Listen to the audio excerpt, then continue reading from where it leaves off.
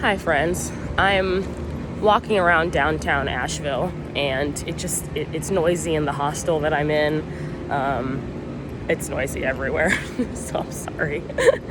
But I am here to talk to you about my Too Much Information Tuesday.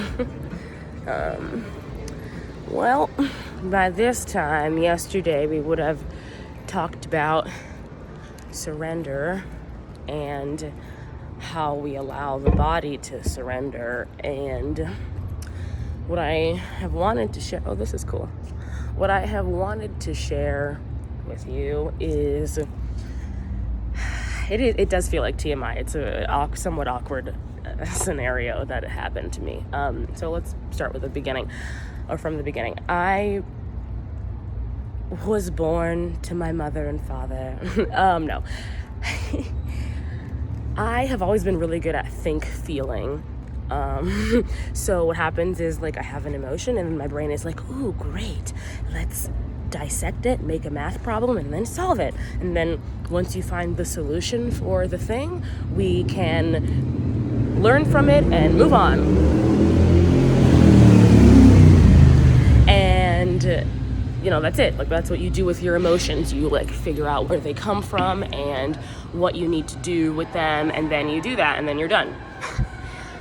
And feeling things doesn't really work like that. So the reason that feeling is relevant in this topic is because through feeling, I allowed myself to create solutions for discomfort. Obviously that's extremely helpful, especially if you're a young person that is in a family situation that is unstable. For me, it was specifically financial instability, and being able to just create a solution in my mind, see a future that I could attain and work towards that goal was what I had to do to not freak out because we were getting evicted again. So with this being said, I am also I don't like the term people pleaser. I'm a people lover. I love people, and I've always my mission in life that I can describe as my inner 7-year-old was just to show everybody that there's enough space here on earth and in our hearts for everyone to live freely. I know it's kind of a lot of words, but again, I just want people to understand and to know that we all have space here, and we all have love that we can feel here. When we take away social constructs and the lies that we the truths we assume are real because we're taught them. So this over time, I think, turned me into, God, what is all with all the crime here? It's Asheville. So there's a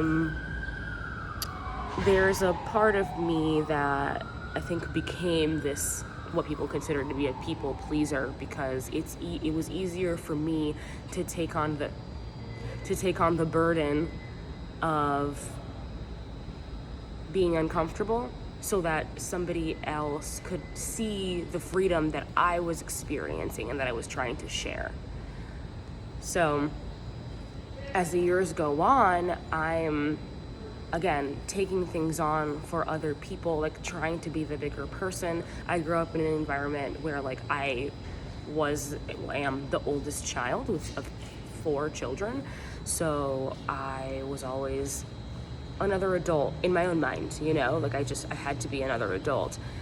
So over time, I became this person who was extremely emotionally secure and mentally stable.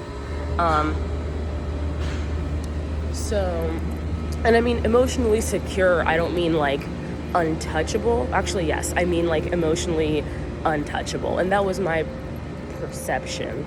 I felt like, yeah, I feel emotions and I handle them and it's the end. But what was really happening was this accumulation of unresolved emotional experiences, emotions that didn't get to come out. Okay, so now we get into the body. So all of these things that I've been talking about have been happening in my mind, right? But emotions are a physical thing. And after many years, the two started to clash.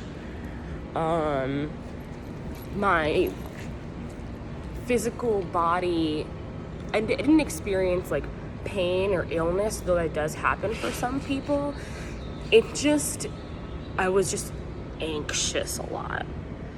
And I always just felt like it was my financial situation that was causing the problem, causing that anxiety. So, because I'm good at feeling, when I was anxious about something before this specific event that I'm getting to, if I was anxious about something, I could, sit down and go do some yoga, go take a class, go read a book, go do a thing. Like, I will do something with that anxiety, right? Like, I'm feeling something, I'm gonna go think about what it is and where it's there, and then I'm gonna go solve it. That's done, the end. I don't need to be anxious anymore. We're gonna move on. And that's just not that's not the right way to go about things. I wasn't allowing myself to just sit in my body. I kept looking for a solution to the anxiety versus acknowledging the anxiety and like what was bringing it on. And it's tricky because, the way I describe feeling, it sounds like you are sitting with your emotions and figuring out, where it comes from, like I've said, and creating or figuring out like how to let that go. But when you don't allow your body to agree with your methods, you're basically like a parent who is forcing their perception on their child, right? So maybe this child needs to take the lead, and does. Your body is almost like its own entity, and when you allow your mind to just make decisions without really sitting down and allowing the body to agree with you, you create false results or false solutions. So I fast forward to, my early 20s. I started dating this person who I'm still with now, and she's just this wonderful angel gem of a person. And I was just like, hello. Wow. And he's much older than I am too, so there was this pedestal that I put like way up here, and it's really pretty. Like, there's flowers and gold. Like, it was a great pedestal. And one day, we were out on like a night out, like a date of sorts, but we were with a mutual friend of ours. Which, in this part, I'm trying to like make this story somewhat shorter because it can go all over the place. But long story short, the three of us were hanging out, and I noticed that my partner wasn't like doing so great. But I figured, he was joking around and stuff. I figured it was just me. When it was time to leave, he dropped her off, and then he was dropping me off at my car, and told me that, he essentially wasn't going to be coming home with me that night. And I could tell something was wrong, and I just immediately knew that, I just really wasn't like worthy enough of keeping this man's attention. that I was just probably like not as educated. You know, he has an MBA and like does all these cool things. And I just, you know, just not enough of whatever it was that needed to be. And I went home that night, and well, I wasn't even home. I was pet sitting for somebody, and he was gonna stay over. I was living in my car at the time, which also added to me feeling unworthy, you know. So I was living in my car at the time and pet sitting for people. So that night I found myself on the floor of their bathroom, naked and crying like a baby. I had gone home after my boyfriend dropped me off in my car, took a shower, and got out of the shower and just fell to the ground, completely naked in a little fetal position, just sobbing because I was so heartbroken and not being enough for this person.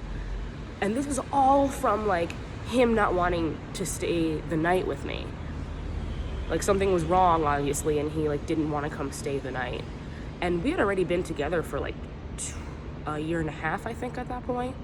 So because of that situation, I was that disheartened. I mean, it was brutal. Like I felt like I just was empty on the inside, like just really sobbing on the ground, feeling unworthy. And it became so bad and so dark that like something popped in my body and in my mind, and I just started sobbing more because I realized how much power I had been giving to my partner unconsciously. And it wasn't even his fault, you know, obviously.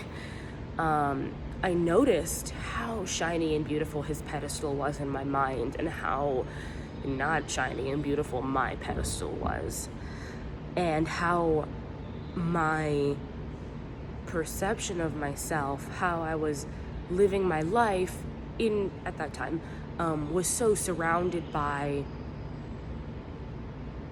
the idea of him finding me worthy or not, which really is like me thinking that he on the inside or subconsciously didn't think that I was enough. Like, do you see, it was just me not thinking that I was enough and projecting it onto him. And how did this happen? Because I had never allowed my body to surrender. I had never surrendered my mind to my body. I hadn't allowed myself to sit with inner Lara in a space where I was just listening to her, where she could tell me that she still felt unworthy and broken because of the financial situation that she grew up in. I hadn't allowed her to tell me her fears, and just I had never listened, you know? I was just, again, like that parent who knows everything and their kid doesn't, and just their kid needs to listen to them. That was my mind. And it wasn't like, it wasn't necessarily mean. Sometimes, you know, sure, negative self-talk can be mean, but for me, I didn't feel like I was doing anything wrong. I really thought that I was finding solutions for my emotional distress. And fast forward to this moment in the bathroom floor, and I'm realizing like I had never sat down to listen to myself. And through that, days later, when my partner and I were talking, I hadn't told him about this situation that happened after he left, but he was talking to me about why he was upset that night and why he didn't come home with me. And it had 1,000% nothing to do with me. And had I not been blocked by my own vortex, had I not been sitting in the car looking at him and his like sad face and making it about me, because like I was just sifting, it was always about me, right? Like my not enoughness.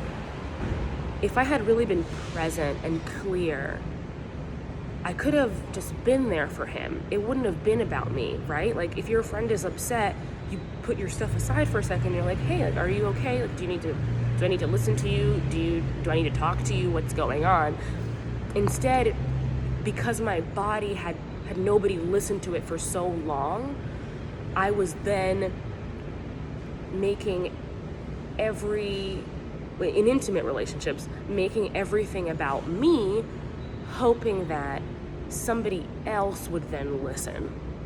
Does that make sense? Like my body's voice got shut down so much that it started to trick my brain, my perception, so that outside people could see what's happening in here, because my mind wouldn't let it happen, because my mind was so busy trying to solve, and my body was like, hi, but I wanted to say something. Okay, I thought maybe if I could share. Okay, and my brain's like, no, I know what to do. No, I'm gonna solve it. Oh, no, I have to read this thing and then we'll figure it out together. Do you see? Yeah, so there's a lot that comes from this. Surrendering the mind to the body, surrendering yourself to your body. The body wants to surrender, and the minute you stop to listen, it does surrender. Surrendering isn't because the body is like, it's trying to do something, and you're like, okay, so you're trying to achieve a goal, and you're like, okay, I've got to just like surrender to what's happening in the present moment and do the thing, be present, and then that thing will come to me. Yes, but the body doesn't quite work like that. The body is trying to tell you something. The body doesn't need to surrender. You need to surrender. Like your brain needs to surrender. The body is trying to tell you something very important. We need to surrender to our bodies, and we prepare our bodies for surrender by allowing our minds to sit with it. I know that was really noisy, and there were parts of it that were distracting. I considered re-editing or whatever, and then I just now realized we're not allowed to do that, first of all. But second of all, that is my brain. I very much have like a butterfly brain. I'm like, oh, shiny colors. So I'm sorry if that was inconsistent, but it does help with processing a little bit. And I hope this makes sense to all of you guys. I'm gonna go now, because I can just keep going on, and you can ask me questions if you need. Thanks for listening. Listen to your body.